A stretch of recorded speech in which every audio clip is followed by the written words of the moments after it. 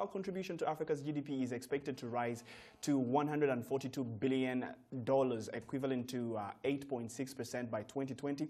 Countries such as Kenya continue to show high penetration rates for smartphones driven by robust internet infrastructure and availability of low-cost smart devices. Sam Chappatte, who happens to be the managing director at Jumia, joins me now via Skype to touch base with this.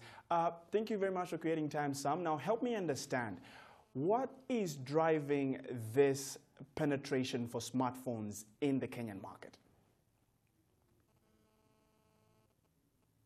Thank you for having me. I think the biggest driver of this has been the reducing price of the smartphone. Over the last year, we've seen the average price of a smartphone on the continent drop from over $200 to under $100. And that's probably been the biggest driver of it. Smartphone devices become more affordable for people. Very, very interesting. Now we are looking at across, and sub-Saharan Africa itself is looking at 500 million unique mobile subscribers by 2020, and we hope that this could actually help increase the GDP for the continent. But how exactly do we base this on such numbers? How do we grow our GDPs based on this? Yeah. I think it's a really important topic, actually, because the first thing to understand or to accept is that the smartphone is more than a device. The smartphone is not a piece of plastic. The smartphone is the gateway to the internet and to everything that the internet brings in terms of access to information, in terms of amazing services that can actually life-enhancing services. That's the power of the smartphone. Already in Africa as a continent, and in particular Kenya, are global leaders in terms of the share of internet that's coming from the mobile, from the smartphone. Kenya recently overtook Nigeria as the global leader in terms of the share of internet traffic coming from the smartphone, with 83% of traffic coming from smartphones. And that just shows, again, the importance of the smartphone. The smartphone is the access gateway to the internet. And that's where the GDP impact is. Now, we're talking GDP growth basing on mobile contribution, but again, on the other hand, we're looking at the internet infrastructure and the smartphone penetration, which is still kind of a conversation that has not been really achieved as at the moment. We're still looking at, Kenya is leading in East Africa and Rwanda coming as next, but the internet itself is still quite unaffordable, or even when it's affordable, there is not a very good coverage. Yeah. So what needs to be done to ensure that this actually works hand in hand with what we're trying to achieve? You're absolutely right, Michael. The step one to realizing the benefits of the internet is having affordable devices. That's where players like Jumia come in. We introduce new brands. We have helped contribute to bringing down the price of devices. The second step is having quality, consistent, affordable access to data, right? The internet itself. And I think Kenya is, as you say, a leader on the infrastructure side. And so the quality of the internet overall is actually pretty good. And coverage is improving, every month. And the challenge is around the cost of the data. If you look at the cost of the data, if you look at OECD data, the average cost of data in Kenya is twice higher than in neighboring Tanzania, and significantly higher than in Uganda as well. So Kenya's got a problem with the affordability of data. And I think that's predominantly driven by, historically, a lack of competition on this front in the telco sector. The good news is that it's changing. There are new entrants that are disrupting the area, the market.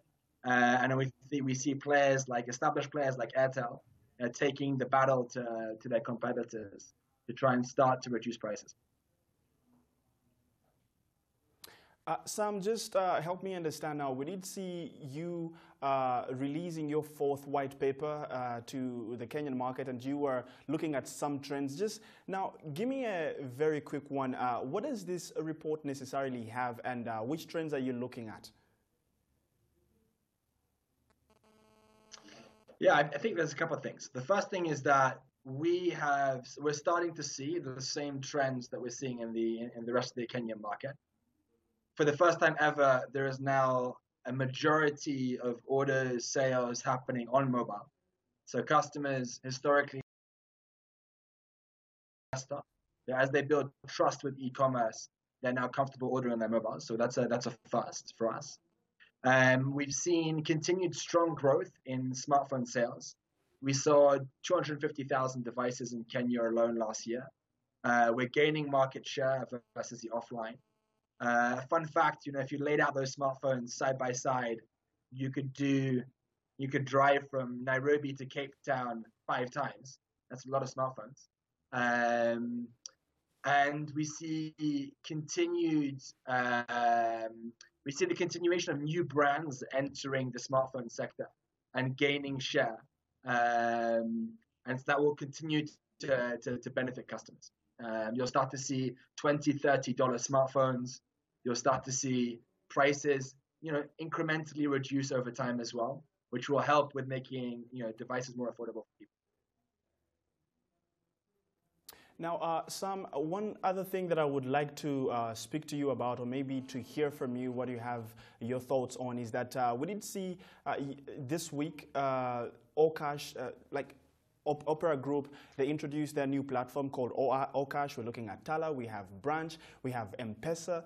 All of these are financial inclusion platforms that are taking space in the Kenyan market. What more can people expect to see now happening as we look at the internet penetration also growing in the region and in Kenya itself? How much maybe for developers and consumption itself? Yeah, it's very exciting.